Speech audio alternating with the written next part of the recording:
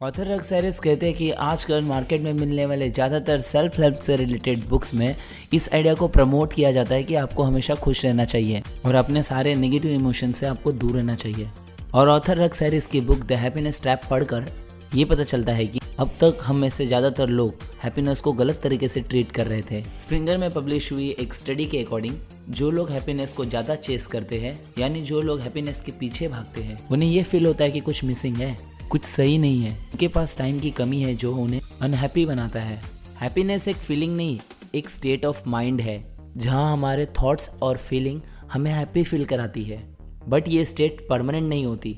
कुछ देर बाद हमारी बैड थॉट्स और फीलिंग हमें वापस से सैड कर देती है और हम सैड फील करने लगते हैं। बट सवाल ये है कि हैप्पीनेस को चेस करके हमें हैप्पीनेस नहीं मिलती तो अब हम करें क्या? क्योंकि कहीं ना कहीं हम सबका एंड गोल हैप्पीनेस ही तो है।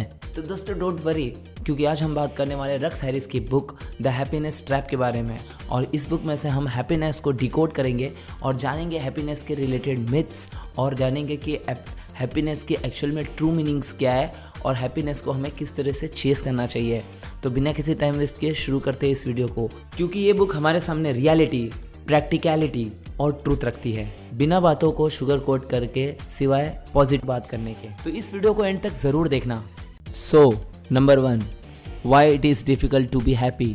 आज के टाइम में हमें खुश रहने के लिए सिखाया जाता है कि हमें कंट्रोल करके सभी थॉट्स को पॉजिटिव रखना चाहिए, और अगर आप ये करने में फेल हो रहे हो तो आप कभी खुश नहीं रह सकते। ऑथर इसे ही हैप्पीनेस ट्रैप कहते हैं, क्योंकि हम देखें हमारा दिमाग 2 लाख से भी ज़्यादा सालों से इवॉल्व हो रहा है। बट बहुत टाइम पहले जहाँ हमारे एंसेस्टर्स और पूर्वज, जहाँ सर्वाइवल ही सबसे बड़ा चैलेंज था, तो उस टाइम हमारा दिमाग हर तरह के डेंजरस पॉसिबिलिटी को सोचता था। वो उन सभी चीज़ों के बारे में सोचता था जिससे हमारी डेथ हो सकती है या हमें हर्ट हो सकता है, जो कि हमारे लिए ज़रूरी भी था, जिन्हें आज हम नेगेटिव थॉट्स कहते हैं। अगर ये थॉट्स नहीं होते तो आज शायद हम जिंदा भी नहीं होते, क्योंकि सभी नेगेटिव थॉट्स हमें मुश्किल टाइम में डील करने में हेल्प करते हैं। ऑथर कहते हैं हमारा माइंड 3 चीज़ों को सबसे ज़्यादा इम्पोर्टेंस देता है, जो है पहला, डोंट गेट किल, ये अपने डेथ को अवॉइड करना और लॉन्ग टाइम सर्वाइव करना, और ये दूसरा, ऑब्टेन बेटर रिसोर्सेस, यानी कि अपने सर्वाइवल को अच्छा से अच्छा रखना। तीसरा, बिलोंग टू ए ग्रुप, अपने रिलेशनशिप को स्ट्रॉन्ग रखना, क्योंकि हम अकेले लाइफ में सर्वाइव नहीं कर सकते, जो कि हम लाइफ में सिर्फ पॉजिटिव रह के अचीव नहीं कर सकते। इसीलिए हमारा माइंड हर सिचुएशन में निगेटिव चीज़ों को ढूंढता है ताकि हमें ये सब फेस ना करना पड़े, और जब भी हमारे साथ कुछ बुरा हो तो हम उससे अच्छे से डील कर पाए। उसे हम चाह कर भी कंट्रोल नहीं कर सकते। और आज के टाइम में लोगों का हैप्पीनेस उनके नेगेटिव इमोशन से कनेक्टेड है। जैसे वो अपने किसी बुरे सिचुएशन के बारे में बुरा सोचते हैं, जैसे कि अपने फेलियर्स के बारे में या ब्रेकअप के बारे में या किसी लव वंस के डेथ के बारे में, तो हम सब भी थॉट से दूर भागने की कोशिश करते हैं। हम खुद से कहते हैं कि हमें ऐसा नहीं सोचना चाहिए, हमें हमेशा ही पॉजिटिव रहना चाहिए, क्योंकि नेगेटिव थॉट्स पे हमारा कोई कंट्रोल नहीं है और हम अनजाने में उस चीज़ को कंट्रोल करने की कोशिश कर रहे हैं जिसे हम चाह कर भी कंट्रोल नहीं कर सकते। इसीलिए हम ये हैप्पीनेस ट्रैप में फंस जाते हैं। 4 मिथ्स अबाउट हैप्पीनेस। नाउ इस ट्रैप से बचने के लिए हमें ये जानना होगा कि ये ट्रैप एक्चुअली में काम किस तरह से करता है। तो इसी मिथ्स को क्लियर करने के लिए ऑथर हमारे को 4 मिथ्स के बारे में बताते हैं। पहला, happiness is the natural state for all human beings. Author ये बोलते हैं कि हमें ये लगता है कि हर इंसान बहुत ही ज्यादा खुश है, सिर्फ हमारे लाइफ में ही बहुत सारी प्रॉब्लम है। इस दुनिया में हमारे अलावा बाकी सब मस्त लाइफ जी रहे। हमें लगता है कि हम ही सबसे बड़े चूतिए हैं, लेकिन ये बात सच नहीं है। हमें लगता है कि हैप्पीनेस हमारी नेचुरल स्टेट है और हमें हमेशा खुश रहना चाहिए, जो कि सच बात नहीं है, और इस बात को हम सोच सोच के और सैड होते रहते हैं। ऑथर कहते हैं हमारी लाइफ की नेचुरल स्टेट है मिस्ट्री, हमारे प्रॉब्लम और सिचुएशन जिससे हम डेली डील कर रहे हैं, loneliness, loss, disappointment, rejection, lack of resources, lack और लॉस्ट अपॉर्चुनिटी, मीनिंग, पर्पस, ये सब हमारे लाइफ का नेचुरल स्टेट है जिसे हमें एक्सेप्ट करना चाहिए। दूसरा, if you are not happy you are defective. हर इंसान को कोई भी साइकोलॉजिकल डिसऑर्डर होने के लिए प्रोबेबिलिटी 30% है, बट आज के टाइम पे मेंटल सफरिंग को एबनॉर्मल माना जाता है। हमें ऐसे ट्रीट किया जाता है जैसे हमारा एंशियस होना, लो फील करना या सैड होकर रोना, ये सभी वीकनेस का साइन है, और ये सोसाइटी हमें बिलीव कराती है कि हम में ही कुछ कमी है। बट ऑथर कहते हैं कि ऐसा फील करना बेहद ही नॉर्मल है। हर इंसान के लाइफ में दुख आता है, वो रोता है, परेशान होता है, और अगर वो ये सभी इमोशन फील कर रहा है तो वो सही है, क्योंकि हम इंसानों के अंदर इमोशंस होते हैं। तीसरा, to create a better life we must get rid of negative thoughts.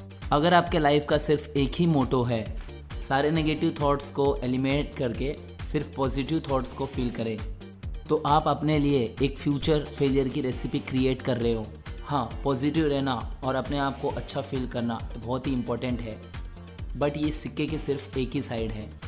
हमारी लाइफ ब्लैक एंड वाइट नहीं है, बल्कि ग्रे है।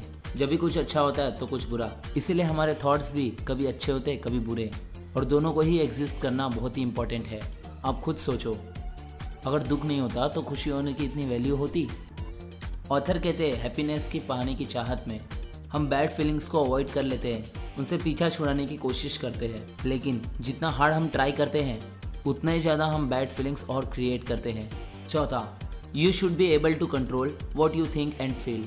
हमें लगता है कि हम अपने थॉट्स को कंट्रोल कर सकते हैं, बट अब जितना चाहोगे किसी चीज़ के बारे में ना सोचो, अब उतना ही उसके बारे में सोचोगे।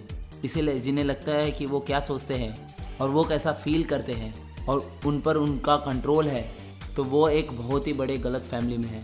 अगर किसी के फैमिली में किसी की डेथ हुई है तो उनके लिए ये इम्पॉसिबल है कि वो उनके बारे में ना सोचे और दुखी फील ना करे, क्योंकि ये बहुत ही नेचुरल स्टेट है। साइकोलॉजी के अकॉर्डिंग हमारे दिमाग को फिजिकल और मेंटल पेन में फ़र्क पता नहीं चलता, उसके लिए वो दोनों ही सेम होते हैं। तो सोचो, जब किसी का कोई एक्सीडेंट हो जाता है और वो हर्ट होता है, तो क्या वो अपने दिमाग को ये बोलेगा पेन फील मत कर, अपने पेन को इग्नोर करने की कोशिश कर? अगर उसका ब्रेन उसके चोट को इग्नोर करने लगेगा तो वो जल्दी हील भी नहीं हो पाएगा। ये सेम चीज़ आपके मेंटल पेन पर भी अप्लाई होती है। एक्ट, इस हैप्पीनेस ट्रैप से बाहर आने के लिए ऑथर हमें एक मेथड बताते हैं जिसे वो एक्ट कहते हैं, यानी acceptance and commitment therapy.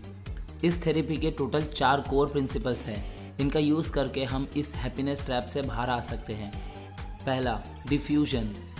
Now, thoughts आखिर होते क्या है? अगर आप इसके बारे में सोचो तो थॉट्स कुछ नहीं, आखिर वर्ड्स ही होते हैं जो हमारे माइंड में चल रहे होते हैं। अब वो पॉजिटिव हो या नेगेटिव, ये हम तब डिसाइड करते हैं जब हम उन थॉट्स के साथ फ्यूज़ हो जाते हैं, यानी हम उन थॉट्स को अपनी आइडेंटिटी बना लेते हैं। जैसे अगर आप खुद को कहते हो कि आप एक इडियट हो और किसी काम के नहीं हो, वैसे तो ये कुछ वर्ड्स हुए, लेकिन आप बोलते बोलते इन वर्ड्स को अपने रियल लाइफ में जोड़ लेते हो और आप सच में अपने आप को इडियट फील करने लग जाते हो, और यही प्रॉब्लम क्रिएट होती है। इसलिए हमें अपने थॉट्स को अपने आइडेंटिटी से अलग रखना चाहिए, यानी खुद को ये रिमाइंड कराते रहना चाहिए, यानी आप जो सोच रहे हो, यानी कि आप जो अपने आप को सोच रहे हो और आप जो रियल में हो, उन दोनों का एक दूसरे से कोई कनेक्शन नहीं है, और आपके थॉट्स भी एक वर्ड्स के अलावा और कुछ नहीं है। दूसरा, एक्सपेंशन। जिसे आप अपने आप को बोलते हो कि आपको अपने नाक के बारे में नहीं सोचना, तो आप उतना ही ज़्यादा अपने नाक के बारे में सोचोगे। वैसे ही आप अपने आप को जितना नेगेटिव थॉट्स से दबाने की कोशिश करोगे, इग्नोर करते हो, उतने ही ज़्यादा आपको वो परेशान करते हैं। इसीलिए ऑथर कहते हैं कि हमें अपने नेगेटिव थॉट्स और फीलिंग्स के लिए हमें अपने दिमाग में स्पेस देना चाहिए। आप जितना ज़्यादा अपने माइंड में इन थॉट्स को रहने दोगे, आप उतना ही कंफर्टेबल फील करोगे, और ये आपको परेशान करना भी बंद कर देंगे, क्योंकि आप इनसे परेशान ही नहीं हो रहे। तीसरा, कनेक्शन। आपको वो मोमेंट याद आता है जहां आप कोई मूवी देख रहे थे और उस सिचुएशन में ही आप खो गए थे। ना आपको अपने पास्ट का दुख याद आ रहा था और ना ही अपने फ्यूचर का, आप सिर्फ अपने प्रेजेंट को एंजॉय कर रहे थे। जैसे आप कोई बहुत ही अच्छी जगह पे खुले आसमान में सो के आप देखते हो एनवायरनमेंट को, तो उस टाइम आप बहुत ही अच्छा फील करते हो, आपका दिमाग भी बहुत ही अच्छा फील करता है, और आप अपने छोटे छोटे मोमेंट्स को एंजॉय करते हो।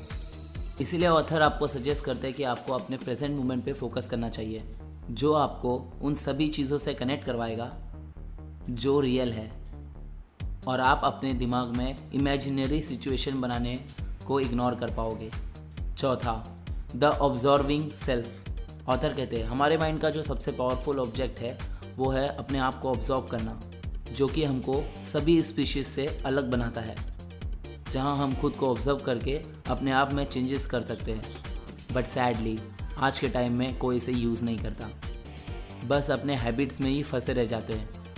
इसीलिए जब हम खुद को ऑब्जर्व करते हैं कि हम क्या कर रहे हैं और हमें कैसा फील हो रहा है, या सही है या गलत। जब भी ये सवाल हमारे दिमाग में आते हैं तो हम इन्हें इग्नोर करने के बजाय कॉन्शियसली ही इनके बारे में सोचते हैं और फिर एक्शन लेते हैं। तो ये हमें ग्रो करने में बहुत ही हेल्प करता है और फाइनली हम इस हैप्पीनेस ट्रैप से बाहर आ पाते हैं। तो अगर आपको ये वीडियो अच्छा लगा तो इस वीडियो को लाइक कर दीजिएगा, और अगर आपको मेरा चैनल पसंद आया तो आप इस चैनल को अगर आप सब्सक्राइब नहीं किए हो तो सब्सक्राइब भी कर लीजिएगा। मैं ऐसे ही आप सबके लिए नए नए वीडियोस लाते रहूँगा।